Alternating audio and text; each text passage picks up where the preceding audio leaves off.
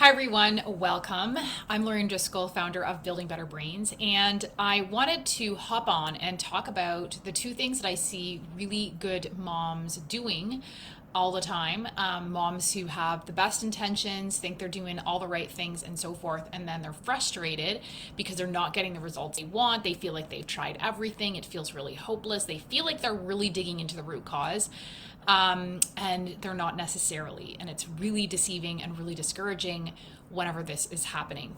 So the two mistakes are number one, thinking you are addressing the root cause when you really only just broken ground. So like a lot of moms will come in and tell me, we're so fed up with like just medicating or IEPs or tutoring. We're gonna really dig deep into what's going on with his brain, and then they'll try like X, Y, and Z, and that's really like it's part of the root cause, but it's almost still part of that symptom.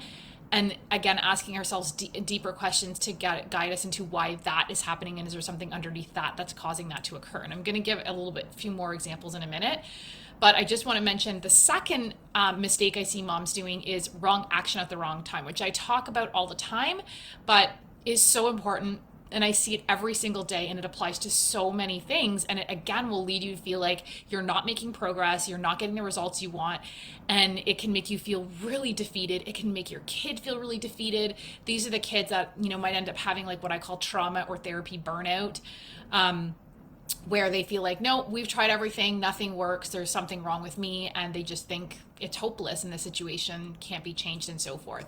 So let me know, whether you're watching the live or the replay, does this sound like anything you have done or tried to help your child with learning behavior and so forth? So number one is doing food allergy testing or elimination diets without addressing or focusing on why your child's immune system is overreacting to typically healthy foods. So for sure there's foods that are not even foods, right? They're like, I call them non-foods, like processed food.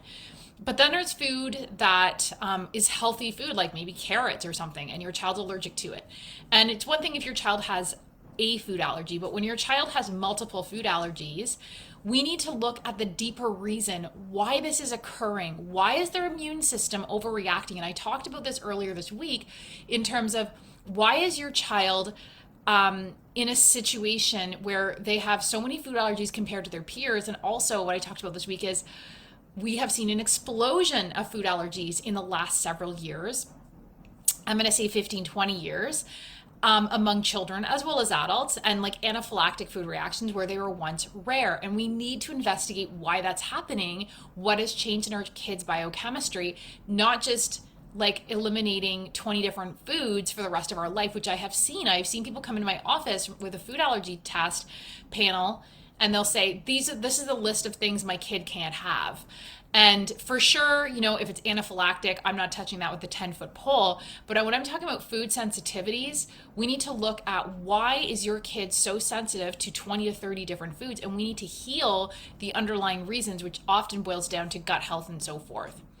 Other thing that maybe you've tried or done is manage things like auditory processing disorder with things like checklists, visual schedules, IEPs, avoiding saying too many instructions at once, all of those strategies we use for kids with auditory processing disorder, when the real issue is we need to strengthen or address the reason for the auditory breakdown, which number one, could stem from a weak left brain, but that's where the auditory cortex is.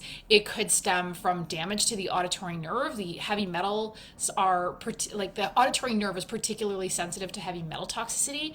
It could pertain to damaged cilia in the ear from ear infections and so forth, and inflammation, all of the above, as well as other factors. So that's where you are digging into the root cause. And like maybe there's even deeper reasons, like why is your kid having heavy metal toxicity? What's causing that? Are they more vulnerable to toxicity? Do we need to support their drainage or detoxification pathways? Another thing, are you doing this? So are you doing fantastic tutoring programs? I do not want to knock them. I want to be very clear that I'm not against tutoring.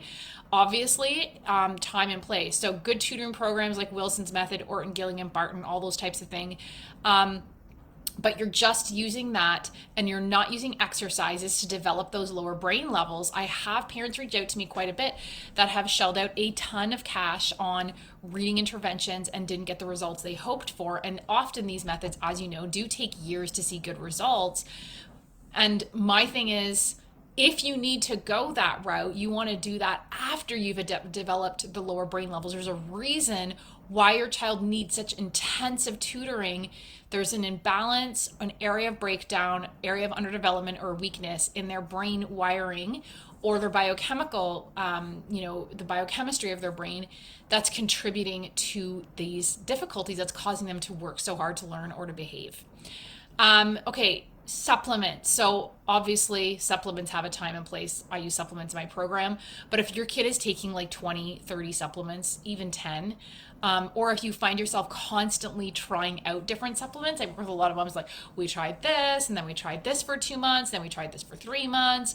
And you're not doing a targeted approach, you're not doing right action at the right time, you're probably not going to see the results you want. And if all you're doing is kind of throwing supplements at the problem and hoping that that's going to solve it, you're probably not going to get the results you want, because you have to go deeper than just supplements. Supplements, again, I find are still symptomatic of not symptomatic, they are we're often using, if we don't use supplements correctly, we could be just using them to deal with the problem as opposed to healing why the problem is occurring in the first place. Okay, vision exercises. So this is awesome. Vision exercises are fantastic. We need vision exercises. It's a component of my program. But if you are doing vision exercises and you are not developing those lower brain levels first, you're not integrating the primitive reflexes, you're not developing the cerebellum, you are not going to get the results you want. Most likely, I've talked to a lot of parents who shelled out a painful amount of money on vision therapy, but they did not develop those lower brain levels first, so they did not get the results they hoped for. It doesn't mean they didn't get any results, but they didn't get the results they hoped for. So again, time and place, vision therapy is very effective when used at the right time. Other things that I see parents do is like killing yeast or parasites before they detox or focus on drainage. That can just make things worse, and it's literally putting the cart before the horse. So these are just a few things that I see all the time where amazing moms who are doing the research, doing the do-it-yourself approach and so forth are really frustrated and feeling hopeless, while their kid is also feeling further and further hopeless and discouraged that nothing can help. When really the problem is you have just hit the tip of the iceberg. You're probably digging deeper than most people. You're digging deeper probably than the school system and conventional approaches, but you need to go much deeper than that. So the two things you need to do is, number one, you need to look deeper, which I said about 10 times. And then the second thing is you need to look at it through multiple lenses. So that's something that I also find is lacking, is people will go to this practitioner or that practitioner, or they'll just take this approach because they read about it. And you need to understand that most of the time when our kids are struggling, they're struggling because there's multiple factors or causes that are causing the breakdown. There's multiple areas of breakdown. So you can't just look at dyslexia or writing difficulties or speech difficulties or behavior difficulties or sensory processing difficulties as, oh, it's like a deficiency in a nutrient, or oh, it's gut health, or oh, it's brain disorganization. It could very well be all of the above and more. So you want to look at it through multiple lenses, and just to be constantly aware of the illusion, what I call the illusion of the root cause. So are you really at the root cause, or again, do you need to dig deeper again and say, but why, but why, but why? That's what I'm constantly doing. I put my detective hat on and I ask why constantly. And I get it. I've been there as a mom where you're trying these root causes and you feel so frustrated, or what you think are root causes, and you're not getting the results you hoped for. So once I started uncovering the deeper root causes and so forth, then I really started to see change and so forth. So if you want to know more about how to identify the actual root causes with your child, I am going to be having a training this Saturday at 11 a.m. Eastern. It's going to be interactive. It's going to be live. There will be a replay if you can't attend, but I'm keeping it small. I've mentioned that before because I want to be able to help moms identify specifically with what's going on with their child, to be able to identify the root cause, or causes, I should say. So we're going to go through biochemical factors, we're going to go through brain organization, and I'm going to help moms identify through different assessments and so forth what are factors with your specific child. So it's not going to be, these are the reasons why kids today are struggling more. Yes, for sure, we're going through that, but then we're going to find out specifically targeting what's going on with your child so that you come out with some actual clarity of what's going on, what's causing the area, the breakdown. Then you can talk to your child and tell your child, it's not that you have a bad brain. It's not that you're stupid, right? These kids come home and say that all the time, and it's so heartbreaking. It's not that you're a bad kid.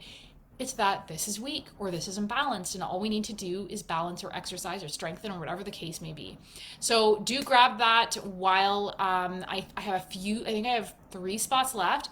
Do grab that before it sells out at $47, so cheaper than a meal out, right?